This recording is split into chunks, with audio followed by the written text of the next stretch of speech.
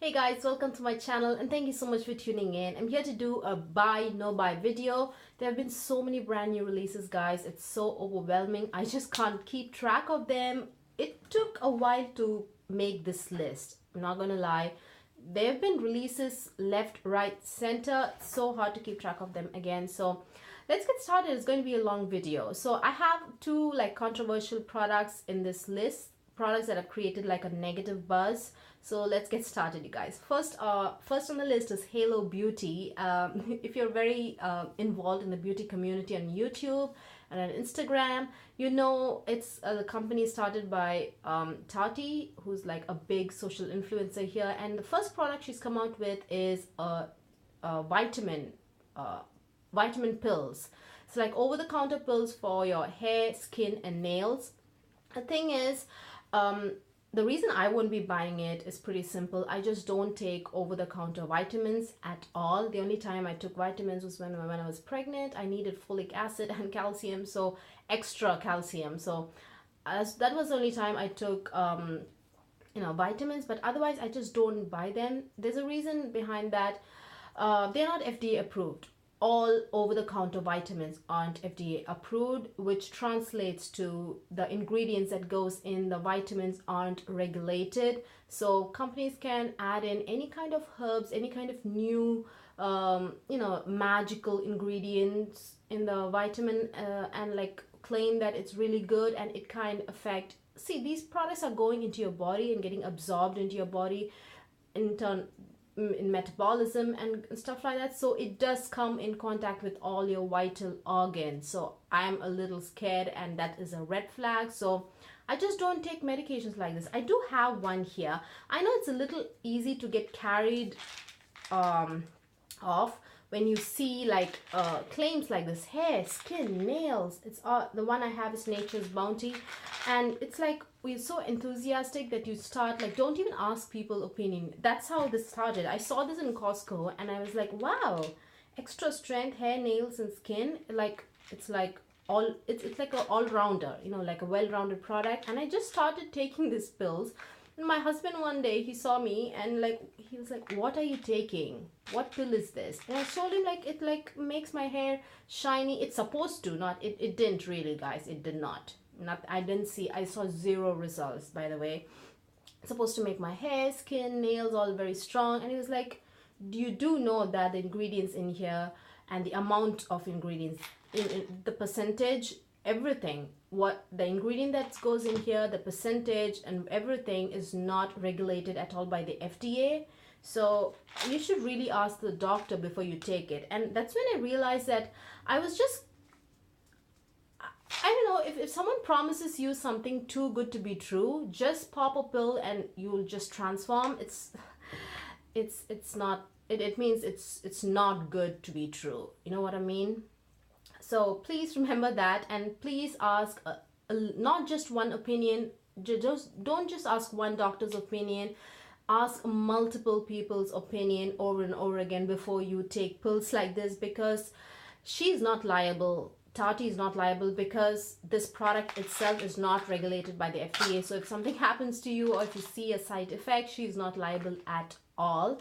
Now, when I first saw her video about the product reveal, I was just indifferent about it. I wasn't disappointed, nothing, because it's a pill. I'm not going to buy it. That's it. End of story.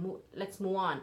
But recently she made a video where, because as I said, this product created a lot of negative buzz and people were confronting her about questions about ingredients and stuff, mainly about ingredients and the price and the shipping and so on and so forth. So she decided to make a 15-minute video, and I went there to watch the video because I wanted to learn. I thought she has answers, like science-backed answers for all the questions, ingredient questions. So I was very curious to learn and know more about the product.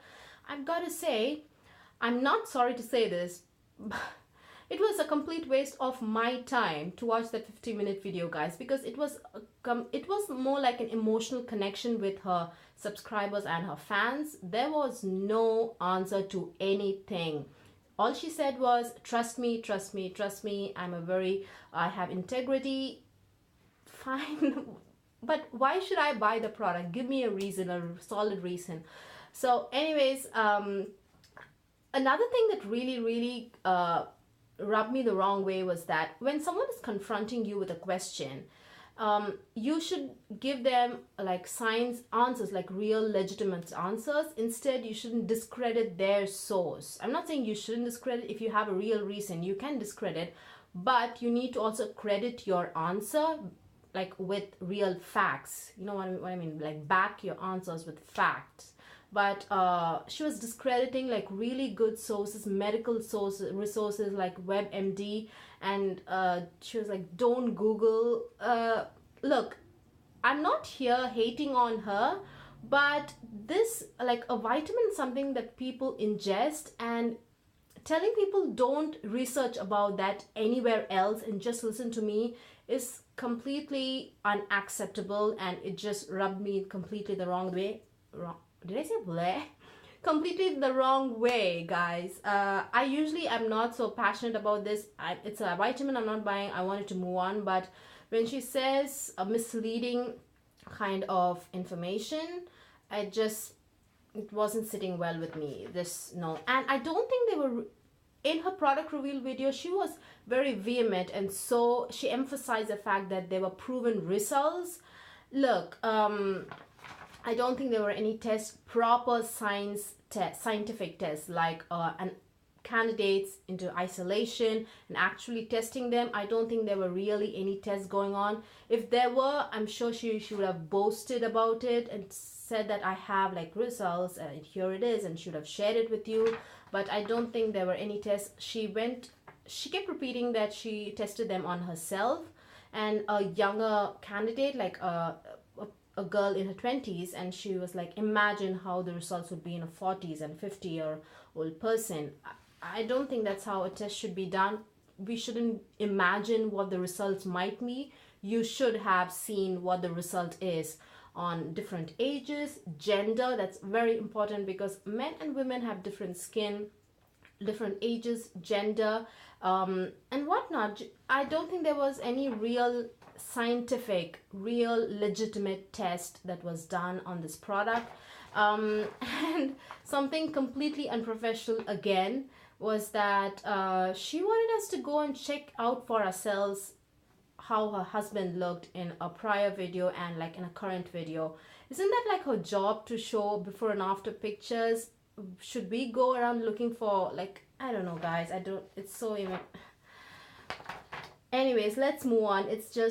I just think the whole thing is a complete mess, and I strongly discourage you guys from buying it because, and another fact that she kept emphasizing it, that it was so hard to come across a vitamin product, over the top counter vitamin product that is so like a vegan and sugar free. This is, again, the one I have is Nature's Bounty. I stopped taking it actually. I was taking it for a long while, but there's so much left. I just stopped taking it. Hang on, this is not that difficult because I wasn't looking for a vitamin, a multivitamin kind of a product like this that is like vegan or anything like sugar free. It was just there on the counter. I just picked it up. I just recently realized that it is. Hang on, where is it? Okay, here it goes. It says no artificial flavors, no preservatives, no sugar, no starch, no milk, no lactose, no gluten, no wheat, no fish. So there you have it. I don't think it's so hard to find an over-the-counter product for your hair, skin, and nails that is not such. The price is honestly like a rip-off, and at least according to me. And she was like talking about how expensive her, ingredients are. Just because a product is expensive, again, doesn't mean that it is like very, very healthy for your skin. You know what I mean? So anyways, guys, let's move on. Next is Natasha Denona's Tropic palette. Okay, these people are so angry that if you didn't know, she has reduced the quantity that goes in each pan. So earlier her quantity used to be in each pan in her palette. 15 pan palette used to be, I think, 2.5 grams.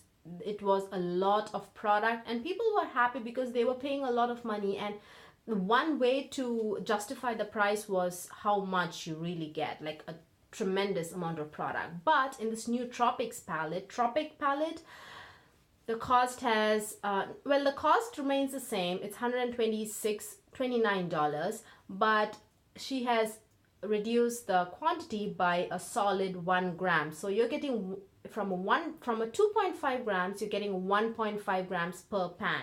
So I don't know, guys.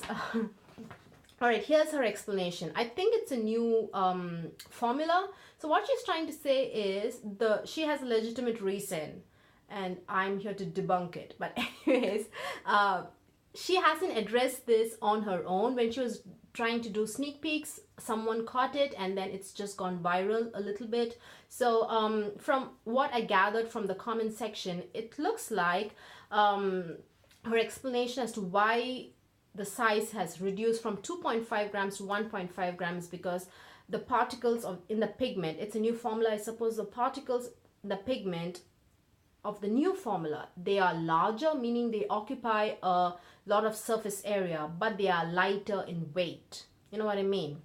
So since they occupy a lot, when you compare it with the older formula, that is. So in the older formula, she's able to fill up with 2.5 grams of product, and it fills to the brim of the pan. So you got 2.5 gram of product, but since now the newer formula is larger, so it occupies more surface areas. So by the time she fills up the pan up to 1.5 grams of product, the pan is already full. There's no space to fill 1 more gram of product. That's what she's trying to say. They are larger, but they are lighter in weight. I think the answer would have come to you guys by now. It's pretty simple. Change the pan size.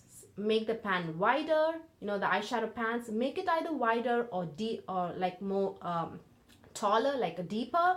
That's it. So you'd be able to fill 2.5 grams, and everyone is happy. So her not changing the pan size is the only problem here from what I see, or this is my assumption of what the problem is, because as I said, Natasha Denona has not addressed this problem. So the new formula seems to have pigments that occupy a lot of surface area, but they are lighter in weight. I think the solution, as I said, is very simple. Change the pans, make the pans larger. That way you'd be able to fill in 2.5 grams and still you know, there shouldn't be a problem. Everyone is happy. So the colors look really pretty. I think she has nailed the colors with respect to the tropics kind of theme. I see a yellow, I see an orange, blue, green, purple, like a melon color, peachy color. So I think she has nailed it with the color selection. But the first 2 rows contain so many light shades, guys. There are only 2 darker shades and very less mid-tone shades. Most of them are lighter shades with the first and 2 rows. The last row is stunning, but I don't know. I really want to wait and see. Yeah, one gram reduction really is definitely a sad one, to be honest. But if you really think about it, Pat McGrath's mothership palettes, the first 3 palettes, did contain the same amount of product, 1.5 grams of product, and they were like $125, and she only offered 10 shades. Now here you get 15 shades with the same 1.5 gram. I don't know, guys, maybe she's trying to capitalize on the fact that people can really spend so much money on an eyeshadow palette, so why not just reduce the amount? I'd be able to make more. I don't know, because the answer, as I said, if they occupy a lot of surface area, so why not just make the bigger, larger pans? That way you'd be able to fill 2.5 grams and everyone is happy. Natasha Denona again is coming up with a mini sunset palette. It is a 5-pan palette, and it's actually smaller than her usual 5-pan palette. So this is a really mini size palette, and that retails for $24. I'm actually picking that palette up. It looks really beautiful. It's like ideal, if you ask me, to create a complete eye look. There's a very deep brown, there's a transition shade, there's a beautiful red shade, like a beautiful orange, and then like a champagne gold. It looks really beautiful. So that retails for $24, and I will be picking that up. So Lime Crime, next up. Lime Crime has coming out with has already come out with a Venus XL eyeshadow palette. Now, I don't own the Modern Renaissance palette. I don't own the Venus 1 palette, so it makes perfect sense for me to buy the Venus XL palette. But if you have the Venus 1 palette, I think this is more of an extended version, lots and lots of like a variety of reds, a variety of pinks, a variety of browns. So it's just a variety of the already existing Venus palette. So I don't own either of them, Modern Renaissance and Venus palette, and the recent one, the palette from, what's his name? I was about to say Jessica because I'm watching Jessica Jones. The Jeffree Star palette, the one that came out Valentine's Day, I don't have that either, and I won't be buying that either. So it makes perfect sense for me to buy it. But my tiniest concern is that I don't want all of the shades to look like a reddish brown once I blend it in on my eyes, my skin tone. That was the major concern that I faced with the Desert Dusk palette by Huda Beauty. They all look beautiful, they were pigmented, but when I blended them together, all of the matte shades, all of the darker matte shades they all just transformed into a brownish red. They all looked exactly the same. So that's my only concern that I have about the palette. But the only way to know is to if I buy it and use it on my own. So I'm definitely buying it. Lime Crime is also coming out with the Fairies highlight. It's a highlighter palette. I don't know, I'm just addicted to Lime Crime's highlighter palettes, guys. I'm always so excited when they come out with a new one. Thanks to one of my viewers who actually said that, informed me about the new palette. So that's how I actually came to know of it. It is actually traveling to me from Ulta right now. So I did already buy that palette and I'm actually quite excited. Hopefully it's not like the Angels palette. Please, God, no. So Pat McGrath is coming out with some mini mothership palettes, guys. I squealed when I saw this, the pictures. There are 3 palettes. There's like platinum bronze, then there's like a gold, like a bronzy bronze palette, and then there's a stunning La Vie en Rose palette. It's just stunning, beautiful pinks, purples, mauves. Oh, it's just, I'm drooling, guys. I'm just waiting for the palette release. So out of the mini, and that retail for $50 or $55, and you get 6 shades in that. So hopefully it's like 2.5 grams, like her Decadence palette. She had increased the quantity in the Mothership 4 palette, the one that is a limited edition. Hopefully it has 2.5 grams as well in the mini Mothership palette. So yes. Another major release is Viseart. Viseart has come out with, believe it or not, 4 eyeshadow palettes in a period of 2 months, or maybe a month and a half. Or even maybe a month. I don't know, guys. They have just been on a rampant release mode. They've just been releasing 4 palettes. For Valentine's Day, they came out with the 9-pan palette, the one they came out for the holidays, like that sunset kind of a layout. It was pretty boring. I didn't pick it up. It was, I don't know, just pretty boring. And then they came out with a Petite Pro Volume 2, like a reddish, like a melon colored shades. I was shocked to see the review of the Petite Pro Volume 2 palette on Tim Tale's website. She gave it a C. And out of the 6 shades in the palette, 2 of them earned an F, guys. She gave 2 of the shades an F. So I'm not very happy about that. I was actually quite shocked. So maybe she got a dud. I don't know. But the Petite Pro Volume 2, again, I don't know, guys. Not exciting. It's not like the dark mattes. Not exciting. And then they come out with 2 more Theory palettes. Absinthe is like a beautiful green palette. But I don't know. I feel it has 2 very pale shades which I won't be able to use at all, so I skipped on that. And again, the Theory palette, as I said, 2 Theory palettes. One is the Absinthe, which is a green themed palette, and then there's one called Siren, which honestly looks exactly like the Petite Pro Volume 2 palette. I don't know why they did that. The color scheme looks exactly like that. So no to all 4 Viseart palettes. ABH Soft Glam palette, guys. The reviews seem like it's a really good palette, but did you guys notice? I think this looks like a modern Renaissance sister palette. Subculture does not even look anywhere close to us like a sister to the modern Renaissance palette. This one does. The modern Renaissance has like a raspberry red tones, and then for the metallics you have like champagne, right?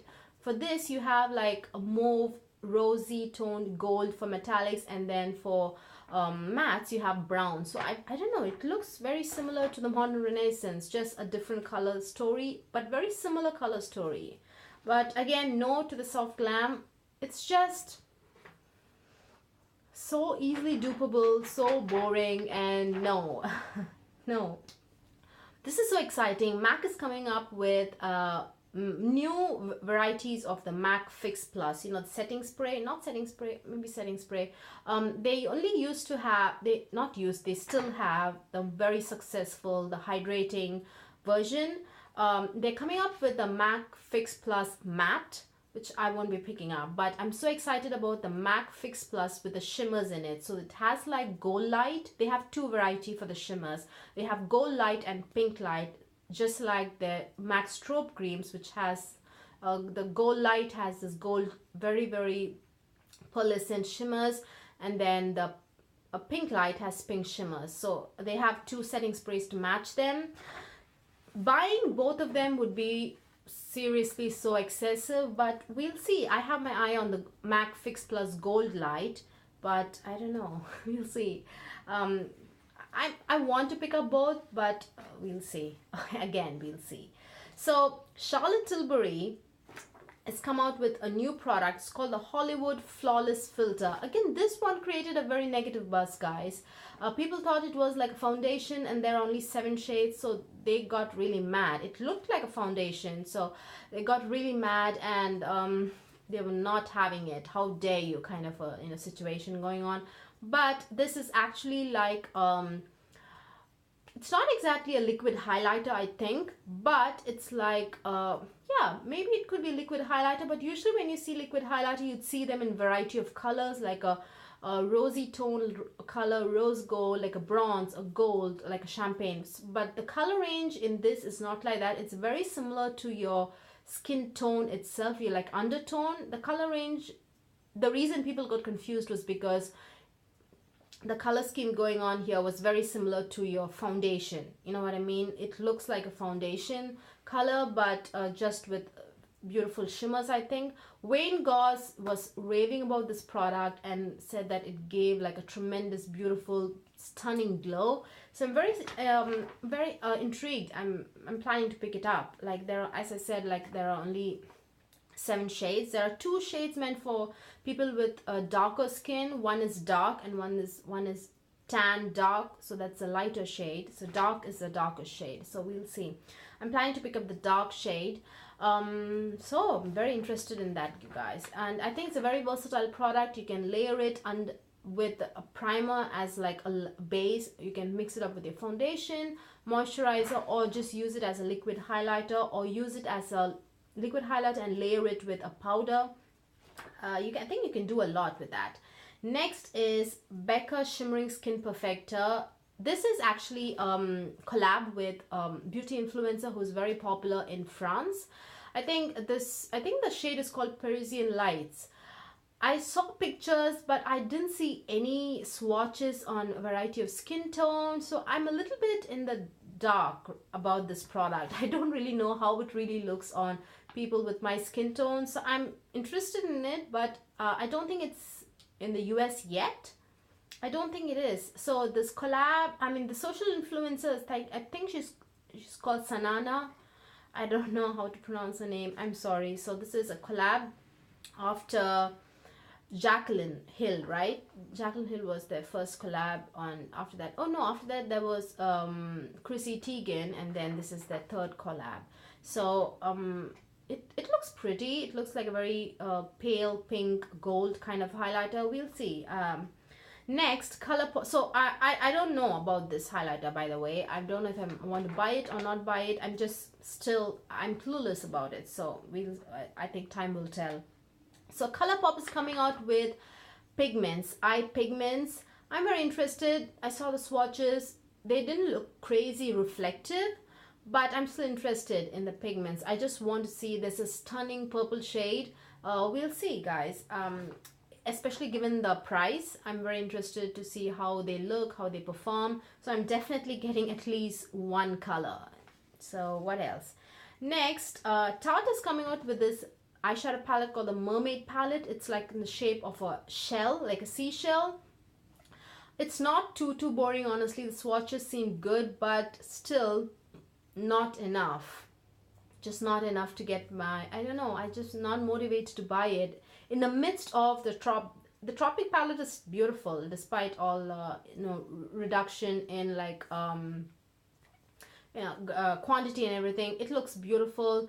Pat McGrath's palette, I just can't wait for the palette to release. So amidst all these beautiful eyeshadow palettes, this just I feel looks very boring. So yeah, no. But maybe the palette is good. It's pretty new eyeshadow palette, so I don't know. I haven't seen any reviews on the palette, but if you're interested, definitely check out Tim Talia's reviews. She definitely reviews Tarte's products very like all the time. She reviews them all the time.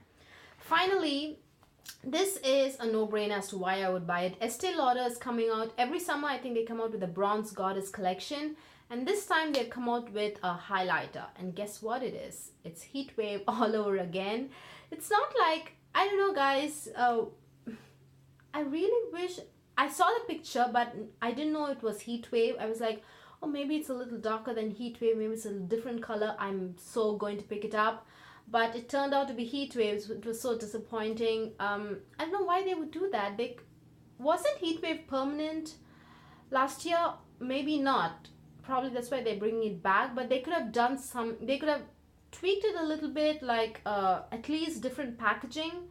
And that's what MAC does, right? They come out with the same, they re-promote products, but they come out with a different kind of packaging. But they don't do that. They don't re-promote products like the consecutive year. You know what I mean? They would do it like maybe once in 4 or 5 years when they're doing re-promotes, or at least that's my observation. So it's coming back. The reason I won't get it is because I already have it. Fortunately, I bought it last year. It was $2 less. They've hiked it by $2 this year. Last year it was $45. This year it's $47. So I'm happy I bought it, but at this period of time where highlighting is like more than a trend, more like a revolution. You see shimmers in everything, in setting sprays, in like primers, in foundations, in moisturizers. You see even in masks, you know what I mean? You see all these glitter and masks. So that's how hot like highlighting is. I think they should really capitalize on that and do something, come out with different shades. So yeah, you guys, that's all the products that I want to talk about. Hope you guys found this video useful and enjoyed watching this. I'll see you guys very soon, and please give this video a thumbs up if you liked watching it, and please subscribe again. I'll see you guys very soon. Bye bye.